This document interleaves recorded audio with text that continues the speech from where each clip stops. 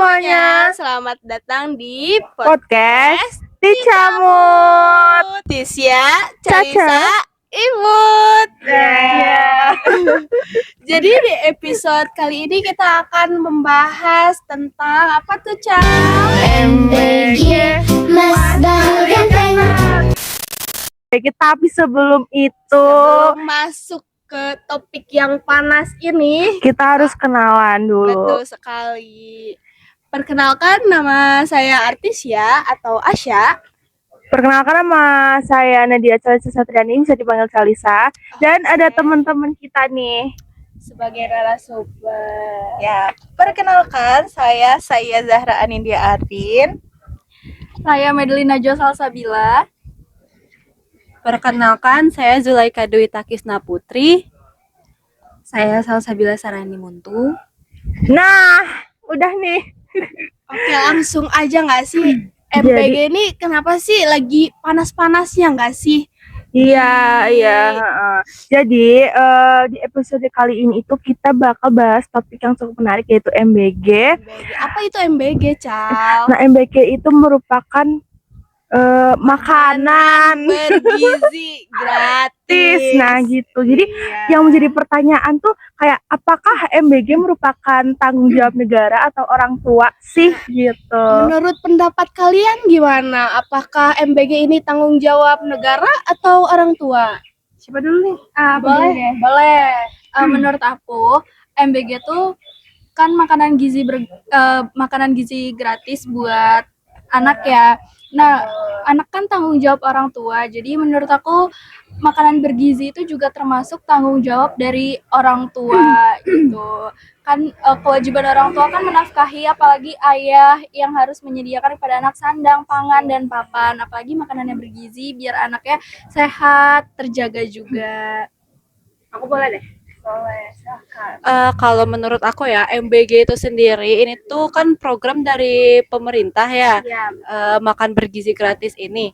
Kalau dari orang tua dari kecil kita udah selalu dibekalkan dengan makanan-makanan yang bergizi kan ya.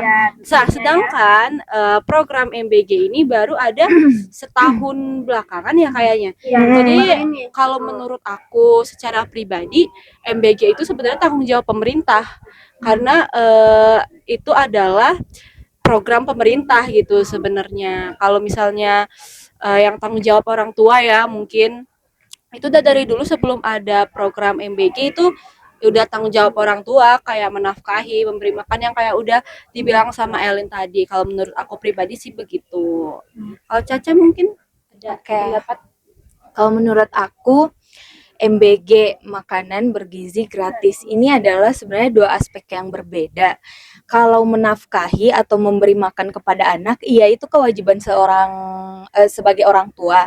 Tapi MBG ini kan adalah salah satu program dari pemerintah yang diadakan. Di sini kita melihatnya tuh dari MBG-nya dulu. Kalau MBG-nya dulu tuh dia memang tanggung jawab pemerintah. Cuman kita tidak menutup kemungkinan kalau memberi nafkah itu juga kewajiban orang tua. Jadi di sini saling berhubungan, dan pemerintah juga berkewajiban untuk mensejahterakan masyarakatnya dengan cara itu. Toh juga kita tahu sekarang apalagi lagi inflasi besar-besaran, banyak banget keluarga-keluarga yang mungkin susah gitu, apalagi buat makan, kasih makan bergizi kepada anak-anaknya gitu. Jadi pemerintah membuat program MBG ini sebagai bentuk kepedulian mereka kepada masyarakat di Indonesia gitu. Ya mungkin aku mau kasih pendapat juga ya. Boleh. Kalau ditanya MBG ini merupakan tanggung jawab negara atau orang tua, jawaban aku tentu memberi makan kepada anak tuh tanggung jawab orang tua. Tetapi dapat kita lihat di Indonesia ini, banyak sekali orang tua yang masih kesulitan, belum mampu memberikan anaknya makan. Sekedar makan saja masih belum mampu, bahkan untuk dirinya sendiri. Nah, dari sini ini bisa menjadi peran pemerintah untuk membantu masyarakat yang membutuhkan. Tetapi dapat kita lihat bahwa perkembangan MBG mulai dari dana anggaran, mungkin aku bakal bahas datanya dulu nih. Boleh. Awalnya MBG itu memakai dana 68 triliun, tapi sekarang menjadi 268 triliun. terus dapur SPPG-nya dari 19,8 ribu sekarang jadi 30 ribu. Dengan angka yang melonjak besar-besaran ini, tetapi tata kelola dan sistem pengawasannya tuh masih belum mampu untuk mengejar. Nah, dari situ perlu adanya evaluasi terkait sistem MBG ini. Sebenarnya niatnya sangat baik, tetapi tata kelolanya, pengawasannya masih belum mampu mengejar. Dan seharusnya dari 82 juta penerima itu harus ditelusuri apakah mereka benar-benar membutuhkan MBG atau malah MBG ini hanya menjadi pemborosan dan juga menjadi pemicu kenaikan bahan pangan pokok karena terjadinya banyak permintaan. Dan di dalam Quran surah An-Nisa juga dijelaskan bahwa sesungguhnya Allah menyuruh untuk memberikan amanat kepada orang yang berhak. Dari ayat itu kita belajar bahwa kita harus memberikan amanat kepada orang yang benar-benar berhak. MBG yang berasal dari anggaran negara, berasal dari rakyat, itu seharusnya bisa dikelola secara baik, secara tepat sasaran, dan juga bertanggung jawab, sehingga manfaatnya itu benar-benar bisa dirasakan oleh orang yang membutuhkan. Dan mungkin sedikit saran ya buat pemerintah, kalau misalnya terdapat kritik, tolong jangan terlalu ingin untuk mendapatkan validasi, ingin mendapatkan pembenaran bahwa MBG ini bermanfaat. Iya, kami tahu bahwa MBG ini bermanfaat, tetapi tolong sistemnya diubah dulu, dievaluasi dulu. Menurut saya, untuk melanjutkan program MBG ini harus mempertimbangkan berbagai faktor, mulai dari keuntungan, kerugian, resiko, dan harus memperhatikan prioritas negara ini dulu. Sebenarnya yang dibutuhkan itu apa, seperti itu. Jadi MBG ini bisa termasuk tanggung jawab di dua belah pihak ya, bisa itu antara orang tua ataupun negara, pemerintah ya. Sebenarnya niatnya bagus pemerintah, tetapi sistemnya itu perlu dikelola Iya, terlebih betul dahulu. sekali. Mana sekarang tuh emang lagi hype-hype-nya MBG ini untuk apa sih di Ajang iya, Yes. ajang bisnis, entah itu menjadi ajang korupsi. Nah, Betul. Terus utamanya buat SPPG. SPPG itu dulu sasarannya adalah UMKM. UMKM yang bergeraknya tuh di bidang catering dan lain-lain.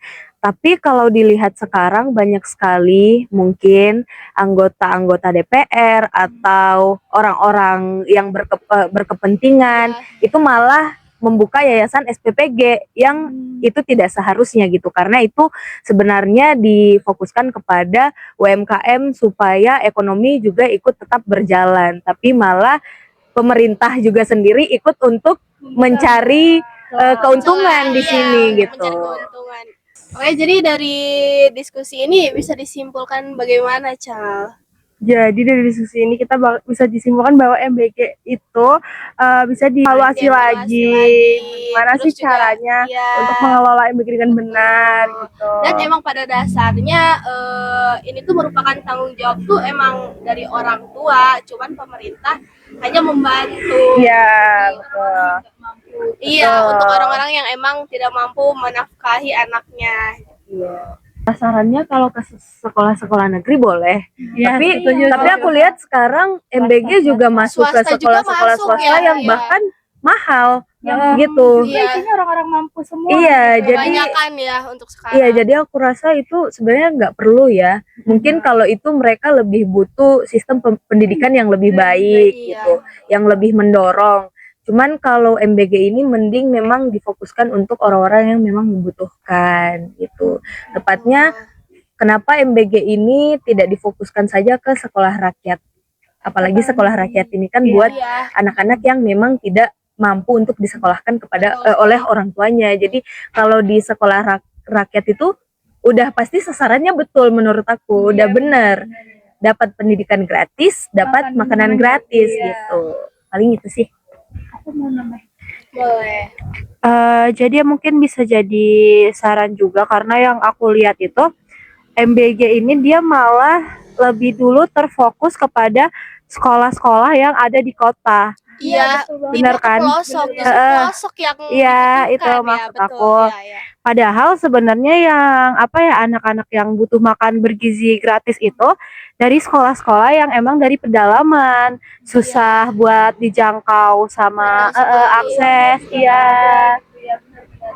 Nah, kayak misalnya di pedalaman Papua itu malah sekarang kebanyakan belum dapet, belum ada akses MBG. Kayak menurut aku ya, MBG itu tertitik pada satu, misalnya kayak di kota, di situ aja. Makanya programnya itu tidak berkembang gitu. Menurut aku itu sih, mungkin bisa dievaluasi lagi untuk sekolah-sekolah terpencil yang emang membutuhkan makan bergizi gratis, mungkin boleh dipertimbangkan lagi, dievaluasi lagi buat bapak-bapak, ibu-ibu, badan apa bergizi gitu, badan BGN, mungkin bisa dievaluasi lagi gitu. Terus juga dari pengamatan aku ya, aku lihat tuh banyak anak-anak yang mereka tuh malah nggak doyan sama MBG gitu loh. Aku pengen tahu pendapat kalian gimana sih, soalnya banyak tuh yang dapat makanan dari sekolahan, cuman dia nggak mau makan itu, malah memilih buat jajan atau makanannya tuh dikasih ke orang tua nih nanti di rumah atau ke kakaknya. Soalnya ada tuh kasus begitu. Menurut kalian gimana nih? Sekitar kita ya? Iya, ada juga yang emang malah dibuang. Iya. Kalau menurut aku, kalau di sekolah swasta mungkin itu banyak terjadi. Cuman kalau di sekolah negeri kita nggak bisa memfokuskan kalau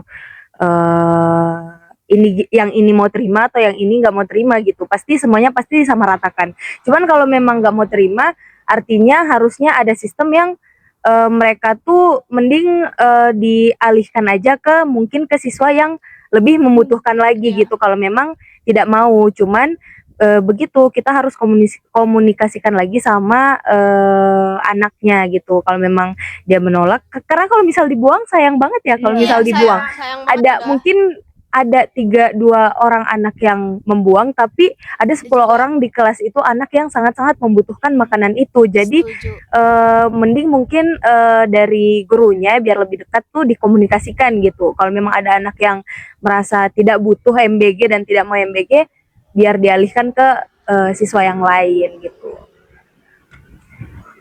Setahu aku ya, untuk awal-awal pendataan MBG itu ada kayak misalnya di data anak ini ada alergi apa gitu. Jadi aku ada lihat tuh kasus di TikTok, ada anak yang nggak bisa makan nasi, ini diganti sama kentang gitu. Jadi menurut aku untuk alasan anak-anak untuk ngebuang makanan itu sih sebenarnya nggak ada ya, mungkin lebih ke